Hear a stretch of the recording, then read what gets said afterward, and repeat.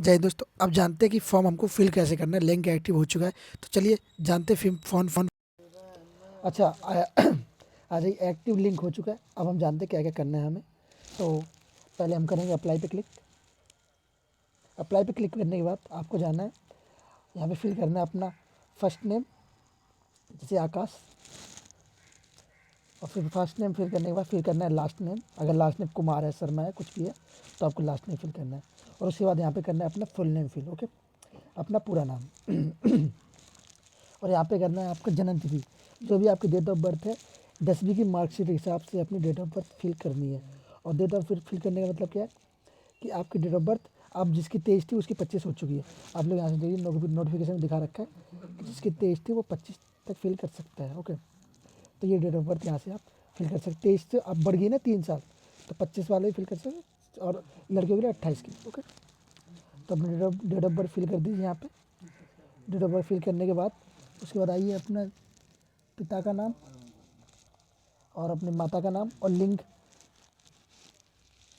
अब mobile number fill कीजिए। Email ID, आपको मोबाइल नंबर 2 बार भरना है, ईमेल आईडी 2 बार भरनी है। अपनी नेशनलिटी चुनिए, क्या आप उत्तर प्रदेश में निवासी हैं? अगर है तो यस, नहीं है तो नो। और क्या आप जनरल कैटेगरी में आते हैं? अगर हाँ तो यस, नहीं तो नो। अगर आप जनरल में नहीं आते तो यस करिए,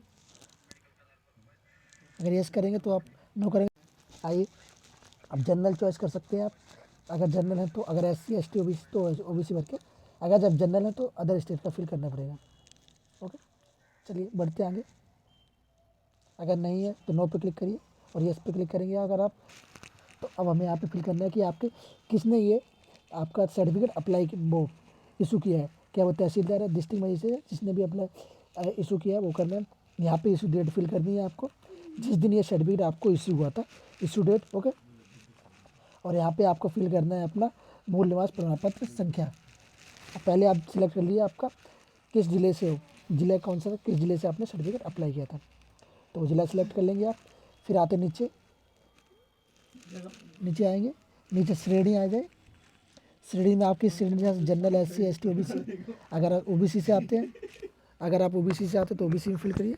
अगर SC में आते हैं SC में, जिस कैटेगरी में आप आते हैं उस कैटेगरी में फिल कर लीजिए। ओके, अब यहाँ पे आपको अपनी सर्टिफिकेट नंबर डिटेल देनी होगी। तो यहाँ पे अपना नंबर डिटेल भर दीजिए, सारी डिटेल।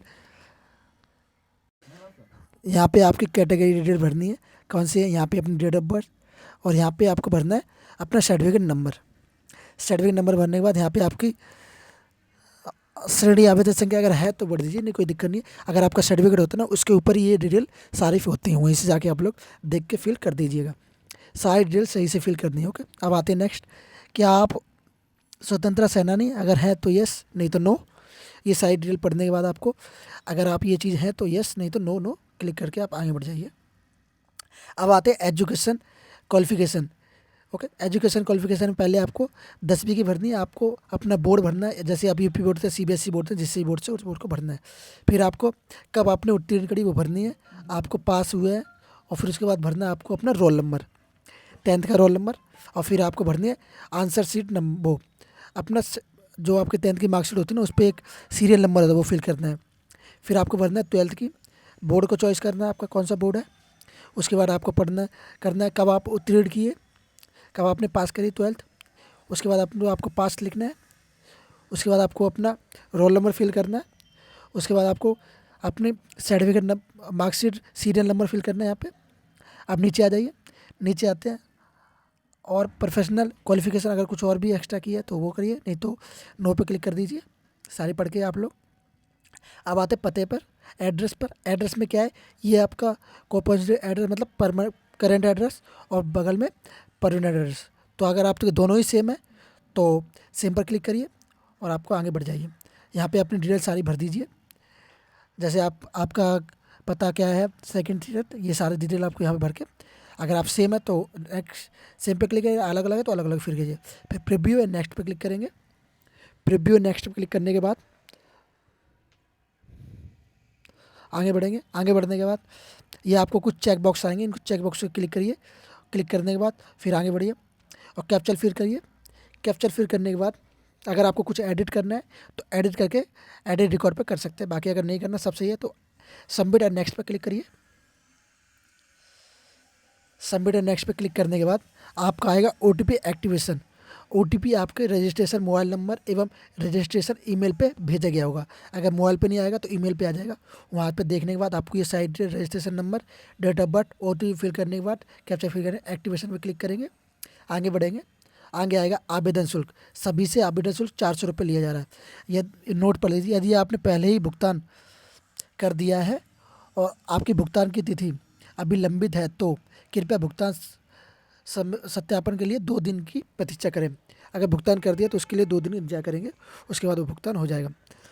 तो वेट करना होगा, आपको घबराना नहीं है, सब्र रखना होगा। ओके, ये सारी चीज़ होगी। अब हम करेंगे पे नाउ पे क्लिक करेंगे।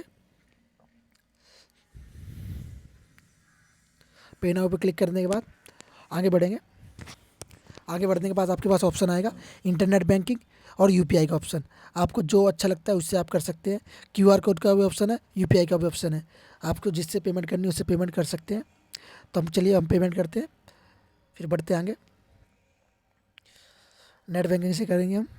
ओके, अब आप आगे आ जाइए। पेमेंट हो चुका है। पेमेंट होने के बाद आप आगे आ जाएंगे। आगे आने के बाद क्या करना है, अब यहाँ पे आप अपनी डिटेल फिल करेंगे, मतलब फ़ोटो वगैरह, सिग्नेचर वगैरह, और जो डॉक्यूमेंट आपके मांगे जा रहे हैं वो सारे आपको फिल करने हैं। यहाँ पे इनका साइज़ दिया गया, क्या क्या साइज़ में अपलोड करना है। ओके, साइज़ कंप्रेस करने का ऑप्शन यहीं पे मिल जाएगा आपको, तो यहीं से देख के आप साइज़ कंप्रेस कर सकते हैं। तो ये सारी डिटेल आपको भरनी है, क्या क्या डॉक्यूमेंट मांगे जा रहे हैं सबको उनके साइज़ के हिसाब से करके आप अपलोड करते हैं।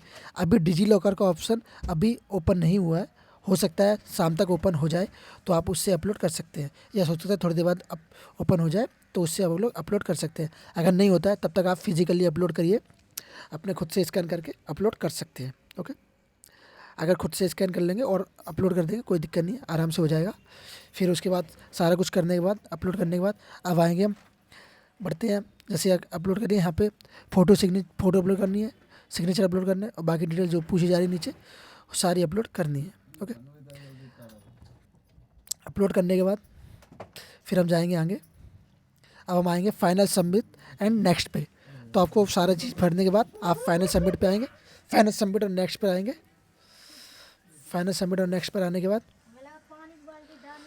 और आप करिए, ये देखिए आपका नाम आ जाएगा और रजिस्ट्रेशन नंबर आ जाएगा। रजिस्ट्रेशन नंबर आने के बाद आपको प्रिंट एप्लीकेशन पर क्लिक करिए। प्रिंट एप्लीकेशन पर क्लिक करने के बाद आप अपना प्रिंट निकालिए। वीडियो अगर अच्छी लगी लाइक कीजिए, शेयर कीजिए और अपने दोस्तों के पास शेयर कीजिए। लाइक कीजिए रोजगार सारथी।